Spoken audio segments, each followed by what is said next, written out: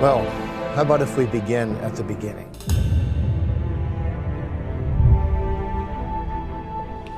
The goal is not to reconstruct the 16th or 17th or 18th century. We're not on some liturgical excavation, but it is to say that the Puritans have something to teach us. It's a God-entranced heart and a God-entranced stomach and a God-entranced ears and eyes, and all of life and experience is God-entranced. Puritanism was part of the Reformation. To be a Puritan, you were swimming against the tide. And the Puritans were ruthless in their determination to remove everything that God was not pleased to have there. They had a revolutionary, more biblical view of what it means to be a Christian.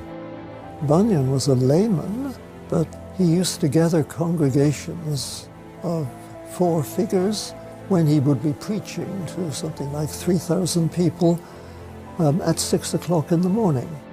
And the Christian life was so beautiful, as he described it, so rich.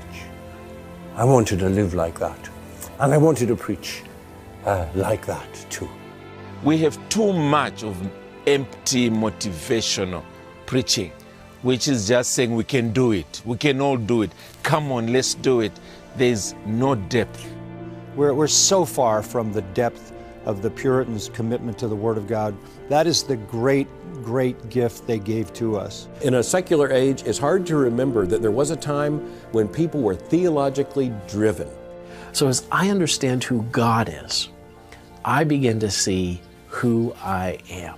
They were such utterly serious and joyful Christians.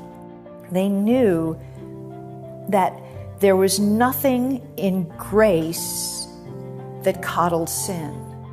They understood the necessity of the truths of theology to take root in their heart and in their life.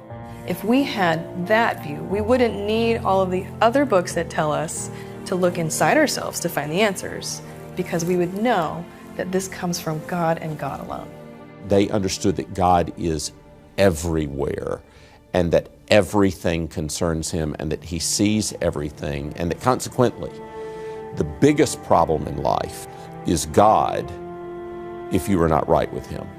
To say that you're a gospel man or woman and then to hold back from pursuing the effects of that through all of your redeemed humanity, individually and corporately, is really to make a nonsense of what we describe as salvation.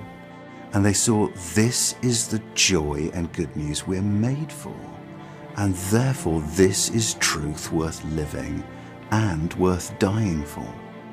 And if we are not ready and willing to lay down our lives for the truth of God, then not only is God being dishonored, people's eternal lives are being imperiled. Are you interested in knowing the Bible? Are you interested in knowing Christ? Do you want someone to attend to the care of your soul? Then you're going to want to get to know the Puritans.